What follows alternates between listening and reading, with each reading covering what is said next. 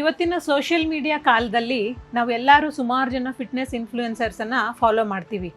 ಅವ್ರದ್ದೇ ಥರ ಜೀವನ ಮಾಡಬೇಕು ಅಂತ ಕೂಡ ಆಸೆ ಪಡ್ತೀವಿ. ಅವ್ರಿಗಿರುವಂಥ ಒಂದು ಫಿಸಿಕ್ ಕೂಡ ನಮ್ಮ ಕನಸಾಗಿರುತ್ತೆ. ಆದರೆ ಫಿಟ್ನೆಸ್ ಇನ್ಫ್ಲೂಯೆನ್ಸರ್ಸಲ್ಲಿ ಕೂಡ ಒಂದು ರಿಯಾಲಿಟಿ ಇದೆ.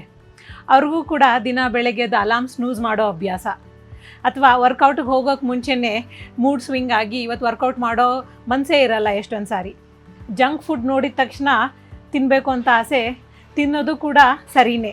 ಯಾವುದು ಪರ್ಫೆಕ್ಟ್ ಫಿಸಿಕ್, ಪರ್ಫೆಕ್ಟ್ ರೂಟೀನ್ ಅಥವಾ ಪರ್ಫೆಕ್ಟ್ ಮೀಲ್ ಪ್ಲಾನಿಂಗ್ ಅಂತ ಇರೋದಿಲ್ಲ. ಇವೆಲ್ಲ ಅವರು ಕೂಡ ಗಳಿಸಿರೋದು ಸುಮಾರು ವರ್ಷದ ಎಫರ್ಟ್ನಿಂದ. ಯಾವಾಗ ನಾವು ಕನ್ಸಿಸ್ಟೆನ್ಸಿ ಮೇಂಟೈನ್ ಮಾಡ್ತೀವಿ ನಮ್ಮ ಲೈಫಲ್ಲಿ, ಸುಮಾರು ವರ್ಷಗಳ ಕಾಲ ವರ್ಕೌಟ್ ಮಾಡಿ ಒಂದು ಮೀಲ್ ಪ್ಲಾನಿಂಗ್ ಮಾಡಿಕೊಂಡು ಒಂದು ಒಳ್ಳೆ ಮೆಂಟಲ್ ಹೆಲ್ತನ್ನು ಮೇಂಟೈನ್ ಮಾಡ್ಕೊಡ್ತೀವಿ, ಆವಾಗ ಆ ಫಿಸಿಕನ್ನು ಕೂಡ ನೀವು ಅಚೀವ್ ಮಾಡ್ಬೋದು. ಇದು ಯಾವುದು ಕ್ವಿಕ್ ಫಿಕ್ಸ್ ಅಲ್ಲ, ಇದು ವರ್ಷಗಳ ಕಾಲ ನಡೆಯುವಂಥ ಒಂದು ಎಫರ್ಟ್ ನಿಮ್ಮ ಕಡೆಯಿಂದ.